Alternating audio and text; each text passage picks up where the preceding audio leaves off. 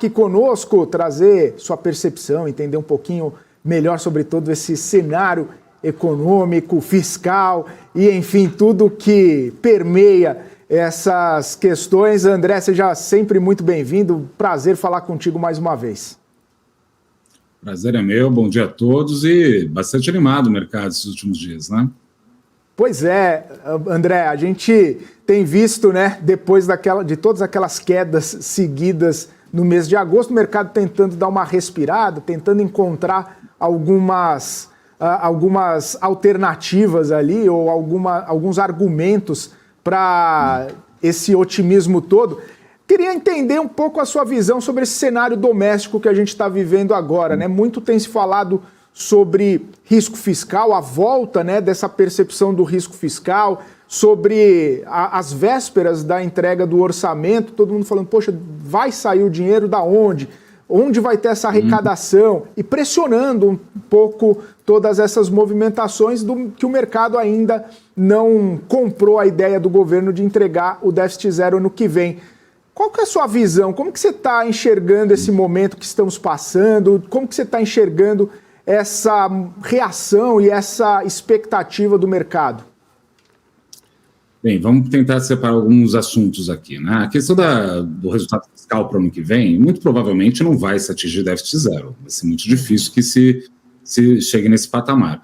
Agora, o seguinte, eu acho que a questão da discussão do déficit zero, da discussão fiscal, ela é meio que uma desculpa, na minha opinião, para outros movimentos, né? A gente tem visto aí uma bolsa brasileira ruim, mas vamos ser francos, né? O mundo inteiro está numa situação ainda delicada, né? E isso daí, no nosso caso, a gente tem que lembrar que o índice cheio, o índice Bovespa, né? Ele tem um peso muito grande de fatores exógenos, né? Estamos falando de empresas ligadas a commodities, tem uma empresa que é estatal também, então isso daí polui, no final das contas, o indicador. Agora, eu acho que existe espaço para ter algum tipo de avanço, sim, à medida que se concretize dois movimentos que me parecem bastante claros, né? De um lado, uma queda continuada da taxa Selic, não há nada que desabone isso, né? Eu só não acho que vai ir até 9%, que nem o mercado imagina no ano que vem, né? Muita gente apostando uma taxa ao fim do ciclo de 9%, eu acho que é mais alta, eu acho que é 10,75%. E isso de um lado, né? E de outro lado também tem que se concretizar a melhora da atividade econômica, que talvez não no terceiro TRI, mas no quarto TRI já deve há sinais de uma atividade um pouco mais robusta, o que vai se traduzir necessariamente no resultado das empresas ligadas ao setor doméstico, né?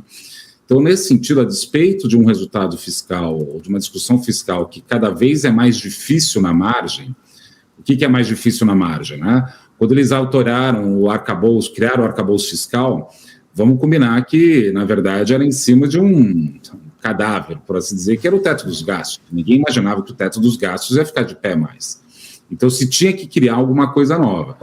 Só que agora a gente vai entrar na discussão sobre aumento de arrecadação para aumentar gasto, né? A gente já viu aí algumas medidas do governo e essa discussão vai ser mais difícil na margem, né? Uma coisa era jogar sem defesa, por assim dizer. Agora, toda a sociedade, inclusive os estados e municípios, vão começar a entrar num debate federativo que é mais complexo. Então, sim, vai ser mais difícil o avanço da agenda econômica, né? Mas eu acho que a gente está usando isso um pouco, talvez, de desculpa, porque bolsa, sob um recorte mais simplório da minha parte, né, que no limite os analistas usam muito isso mesmo, né, é a perspectiva de um fluxo de caixa descontado melhorado por conta da queda da taxa de juro, somado, adicionalmente, né, uma melhora da atividade que vai se traduzir numa melhora dos balanços. Então, acho que é um pouco por aí a discussão. André, tem se discutido bastante, né? E você deixou muito claro que não acredita que vai haver, não vai se chegar nesse déficit zero no ano que vem. Alguns integrantes do governo têm falado, olha, para cumprir esse objetivo, a gente tem carta na manga, tem arrecadação que ainda pode sair de algum lugar. Você acha que nesses próximos instantes devem sair propostas para arrecadação ainda maiores do que já foram colocadas até agora? Você acha que o governo vai fazer um esforço concentrado, uma força-tarefa para encontrar essas receitas? Ou, de alguma forma, sinalizar algum corte de despesas para chegar nesse objetivo? Ou vai adotar, ou vai assumir que não vai conseguir chegar e toca o barco para os próximos anos? Olha, eu acho que é o seguinte, né? Carta na manga é carta na manga, a gente não sabe. Não saberia dizer exatamente o que eles estão fazendo. Só que o governo está fazendo o trabalho que o governo tem que fazer, de tentar manter o otimismo de forma retórica, vou dizer desse jeito, né? Eu não quero ser deselegante com o governo, não. Acho que faz parte, normal, acontece desse jeito. Agora, eu também não acho que é o fim do mundo se não atingir o déficit zero o ano que vem. Não acho que seria catastrófico. A questão é assim, agora que a gente está encaixando a nova regra fiscal, tem metas. Uma vez não atingindo as metas, o corte, por exemplo, para 2025, né, no outro ano, né, seria um aperto maior. Por que eu não acho que também 2024 vai ter um resultado tão baixo? A gente tem que lembrar que é ano eleitoral, né, e ano eleitoral a gente sabe que existe uma propensão, por assim dizer, do poder público gastar mais. Todos os entes federativos, não é só o governo federal, não, né? Municipal, estadual, a gente sabe que vai acontecer isso. Então, dito isso, né, eu acho que a discussão, de novo, insisto, está um pouco fora do lugar. Existem motivos para a gente ficar otimista com a renda variável. É verdade isso, não tem como pensar de outra forma. Agora, a discussão que se dá, que eu vejo, isso sim eu vejo que está fora do lugar. Como assim, se o resultado fiscal não vai ser tão bom que nem o mercado espera? Se é verdade também que as expectativas de inflação vão parar de melhorar porque, enfim, tem outros impulsos aí que estão jogando o índice cheio para cima. Por que o mercado ainda acredita que é 9% a taxa de juros ao final do ciclo? Isso que para mim está errado, né? De novo, você pode falar, então não é 9, vai ser 10,75 você está falando, então a Bolsa não pode subir muito mais. Olha, até pode subir, né? Se você colocar 10,75 aí na conta, tem ainda espaço ainda para subir renda variável. Agora, eu não entendo esse mercado de juros no Brasil achando que vamos levar a taxa para baixo de 2 dígitos e que está tudo certo. Ainda não está tudo certo, está melhorando, mas ainda não está. O mercado nosso é impressionante, né? Antes do corte de juros de 50 pontos base, muita gente falava que tinha que ser 25 ou quase nada, ou nada, na verdade, né? Cortou 50 pontos base, começou a surgir gente, sei lá de onde, falando que podia ser 75 pontos base. Eu estou aqui para dizer, calma, né? Nem tanto ao céu, nem tanto ao mar, né? Vamos observar um pouco com um pouco mais de sobriedade esse fenômeno.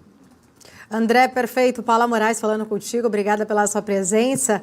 Sempre um prazer recebê-lo aqui. Eu queria já aproveitar, né? Você trouxe aí alguns pontos importantes, né? Trazendo aí em relação a essa questão do fiscal. E até vi uma publicação sua que me chamou bastante atenção, pelo seu Twitter, por sinal, em relação ao Roberto Campos Neto, né? Quando ele diz que estamos enfrentando essa desancoragem gêmea. Eu queria entender, né? Até um pouco mais da sua visão, até que você colocou assim, economista adora inventar termos novos e bonitos. Você não visualiza exatamente, né, essa possibilidade de uma desancoragem tanto da inflação quanto do fiscal, como foi sinalizada ali por Roberto Campos Neto? Bem, vamos lá, né? Eu brinquei com o Roberto Campos Neto, desancoragem, porque a gente fica inventando o termo, até inventei um termo lá, um double reasoning, também foi uma invenção minha, só para brincar justamente com essa perspectiva. Agora, pode ter isso mesmo, existe esse risco, né? Se é verdade que tem esse risco, é razoável supor que a taxa Selic vai para baixo de 2 dígitos? Resposta, não. Aí que está, o mercado, ele não conseguiu ganhar dinheiro, por exemplo, acho que com a Bolsa, e todo mundo correu para os juros, por assim dizer, né? Apostando numa queda da taxa de juros, né? Essa queda da taxa de juros mais forte, eu acho que não encontra muito subsídio na realidade. E, de novo, não é porque está fora do lugar. Quer ver aqui as suas expectativas? O Focus, ele não piorou as projeções de inflação, mas está evidente, na minha opinião, que vai parar de melhorar. Me chama aqui na BMC de novo, daqui a um mês sem melhorar o relatório Focus. Vamos ver qual é o clima do mercado. Então é isso, é tão simples quanto isso, na verdade. Não tem muito segredo. Em relação ao fiscal, vamos ser francos também, né? A discussão sobre aumento de impostos, não é aumento de carga tributária, mas eles vão querer, vamos supor que tem uma carta na manga. Uma carta na manga é alguém que não sabe que vai ser cobrado imposto. No fundo é isso, né? Então, olha o nível de mal-estar que pode ir gerando, né? De novo, não quero dizer que isso daí desarticule completamente a leitura mais positiva que se tem de Brasil. Ainda tem. Só que alguém tem que sobrou para mim esse papel de ser mais chato, por assim dizer, né? De falar, olha, talvez não seja esse otimismo todo. Eu acho que o que está mais fora do lugar, a Bolsa até entendo está um pouco mais deprimida. De novo, insisto, lá fora não está sendo simples também, não. E o nosso índice tem um componente que é muito sensível a fatores externos. Mas esses juros, eu não concordo. Eu acho que tem que o mercado começar a esperar, pelo menos no Focus, né? Esperar uma taxa de juros terminal um pouco mais alta. André, 2 perguntas aí resumidas, né? Tentando entender por que justamente o mercado não enxerga, né? Como você bem pontuou, né? Não enxerga ali exatamente, vai diferente, na verdade, pode ser assim, na contramão, até de dados da própria equipe econômica, quando a gente falou ali, não deve alcançar o déficit em 2024, a equipe fala que deve, o mercado fala que deve ter talvez um déficit de 0,8. Quando você fala, o mercado enxerga uma curva, uma Selic menor do que 2 dígitos no final do ano, sendo que a gente vê que até pelo menos nas falas ali do próprio Roberto Campos Neto, ontem mesmo ele voltou a pontuar ali que não há um ambiente para ter uma queda maior do que 0,5, que não vai chegar no final do ano com menos de 2 dígitos, né? Por que a gente vê o mercado não enxergando ou não querendo enxergar de fato, né, o que nós temos hoje na mesa ali, as cartas que estão na mesa? Então, para esse ano, acho que todo mundo concorda, talvez, que vai para 1,75. A dúvida maior é sobre a taxa terminal em 2024, né? Nesse sentido que eu uns 10,75 logo no início do ano. Olha, tem um motivo muito simples. As pessoas foram jogadas de um mercado para o outro, estão querendo ganhar dinheiro com outro aspecto do mercado, e esse lucro que está tendo ali já está zerando, né? Já não tem como avançar tanto mais. É normal, muitas vezes o mercado parece irracional, mas ele não está sendo exatamente irracional, ele está só querendo jogar em outro mercado que tem algum prêmio ainda. Mas esse prêmio, por assim dizer, né, de uma Selic mais baixa, né, pode ser eludido rapidamente. E aqui que cabe atenção.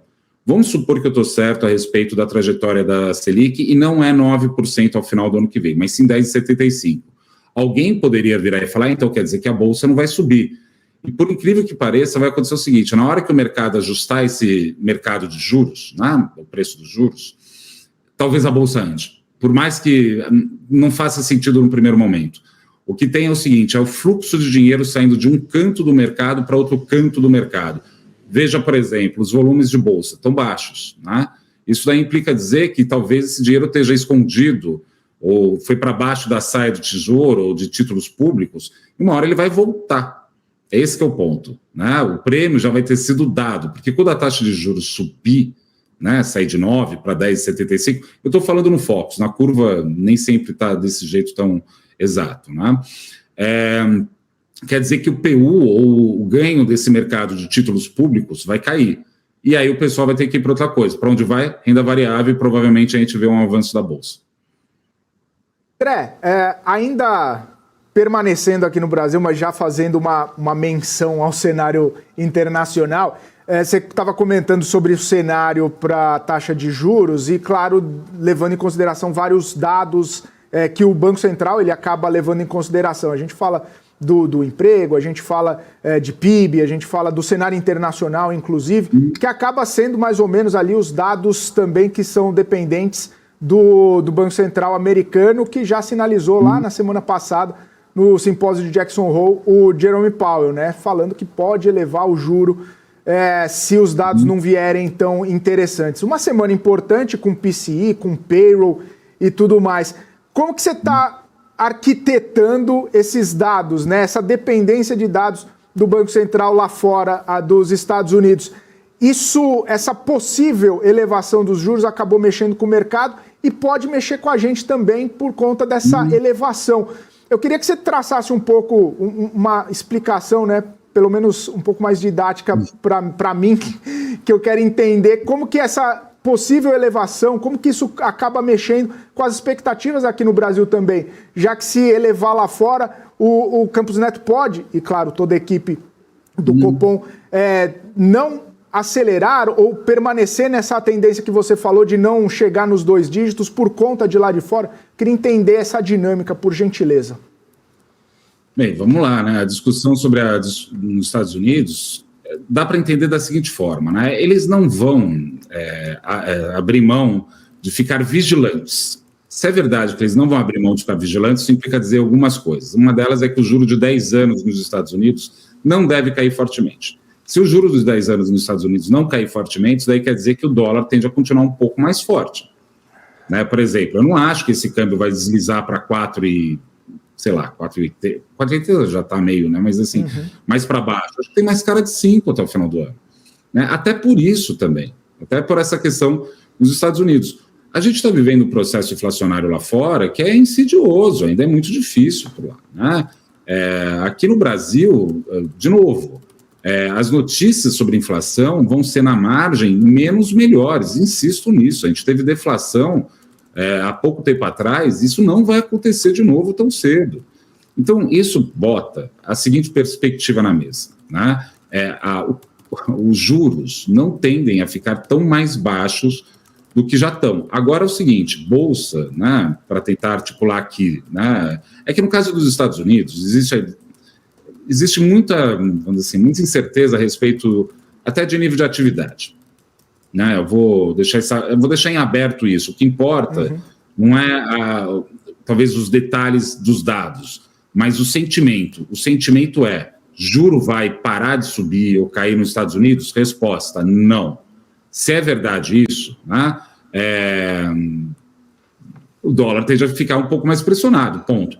Agora, quando se trata de bolsa, uma parte da equação é o fluxo de caixa descontado da taxa de juros. A outra parte da equação é o próprio faturamento das empresas. Aí eu estou falando de Brasil, de novo. Né? Tem algum espaço para a bolsa subir, é óbvio que tem. Né? Não dá para pensar muito diferente disso. Agora, querer acertar na mosca, a gente aqui no mercado, às vezes a gente quer acertar muito, criar teses muito sofisticadas para tentar acertar um movimento que ninguém vê. Né? Eu acho que eu não contaria com isso.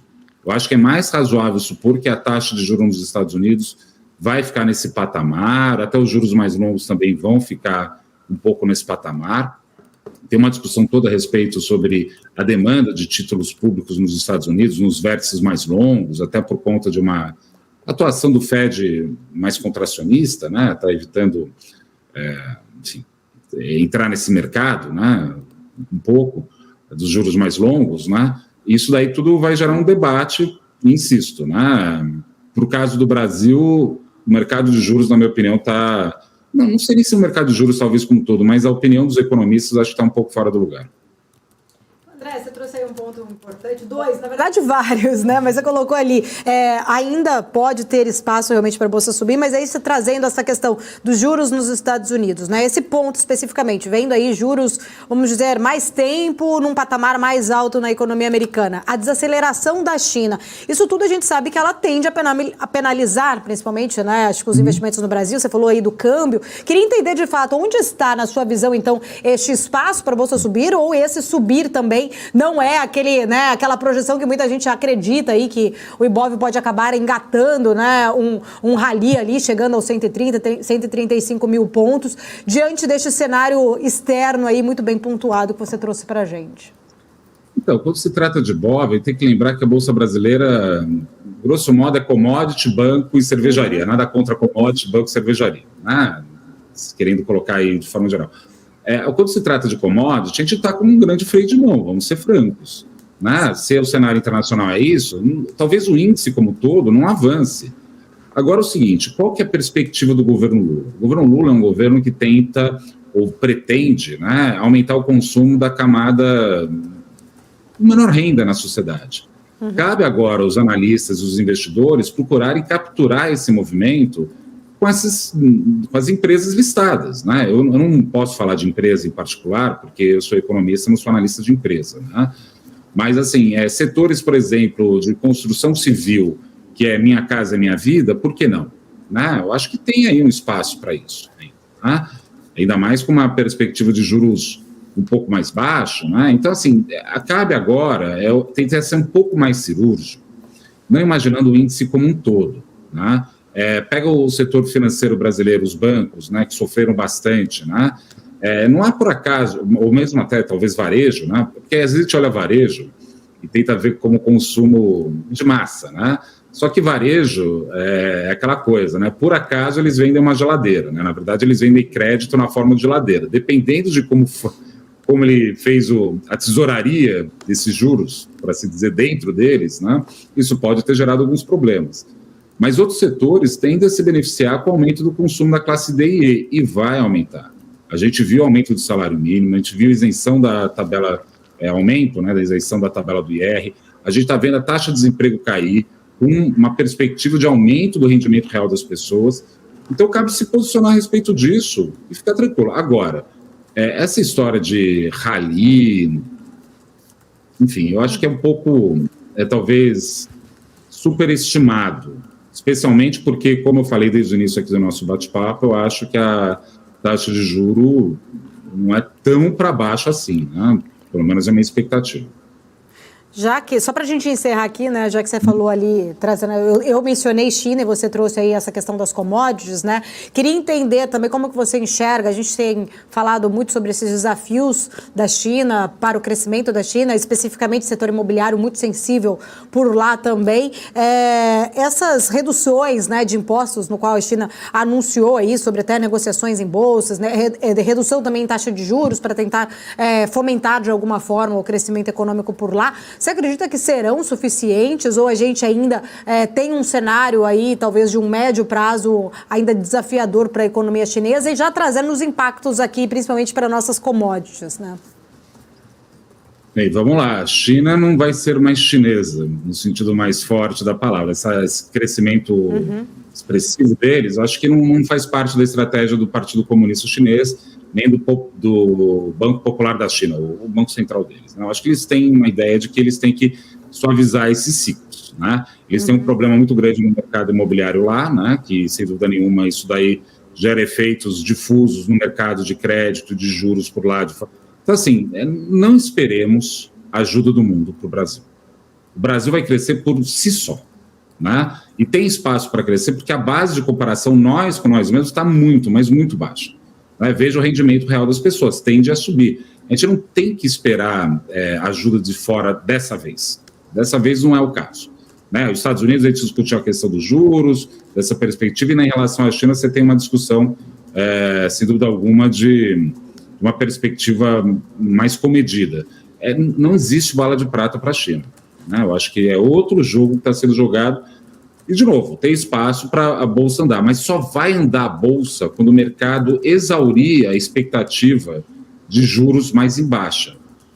Insisto, por mais contraditório que possa parecer, na medida que os juros, ou começar, pelo menos, corrigir esse mercado, vai começar a gerar prejuízos ou não ganhos no mercado de juros. Esse dinheiro vai espalhar para algum lugar.